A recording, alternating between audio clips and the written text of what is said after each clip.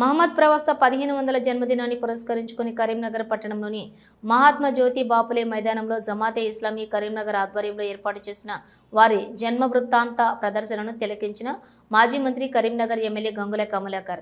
వీరి వెంట జమాతే ఇస్లామీ జిల్లా అధ్యక్షులు సోహెద్ ఖాన్, మాజీ అధ్యక్షులు ఖైరుద్దీన్, మాజీ కార్పొరేటర్ వాలా రమణారావు, మాజీ కోఆప్షన్ సభ్యులు అంజాద్ అలీ, మైనారిటీ నగర్ శాఖ అధ్యక్షులు మీర్ షౌకత్ అలీ, నాయకులు షేక్ యూసుఫ్, పలువురు మైనారిటీ నాయకులు తదితరులు పాల్గొన్నారు. రాబోయే కాలం పిల్లలకు ఈ యొక్క మొహమ్మద్ ప్రవక్త యొక్క చరిత్ర చెప్పండి. చెప్తే వారు కూడా హిందూ ముస్లిం మధ్యన ఎలాంటి వైశాల్యాలు ఉండకూడదని కోరుకునే వ్యక్తులు. వాళ్ళు ఏం కోరుకుంటారంటే హిందువులు కానీ ముస్లిం కానీ ఎవరైనా ప్రేమించమని చెప్పిందే మొహమ్మద్ ప్రవక్త. సో అందులో ముఖ్యంగా 4 అంశాలు నాకు చాలా ప్రభావితం జరిగింది. తన ఎదురుగా కనబట్టే తల్లిదండ్రులు సేవ చేస్తే నువ్వు స్వర్గానికి వస్తావు, తల్లిదండ్రులను ప్రేమించకపోతే నరకం కోసం చూస్తుందనే విధంగా మొహమ్మద్ ప్రవక్త చెప్తుంది.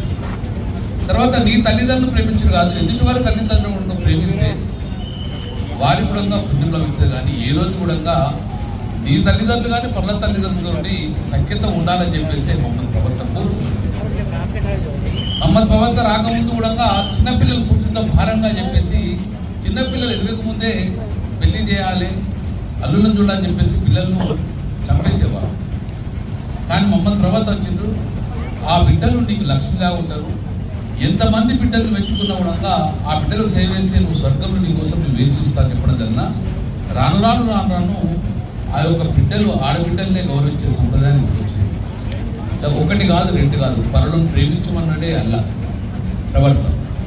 కానీ రాను రాను తన స్వార్థ రాజకీయాల కోసము ఒకరికి మధ్యన ఈరోజు వైశాల్యాలు పెంచుకున్నాం.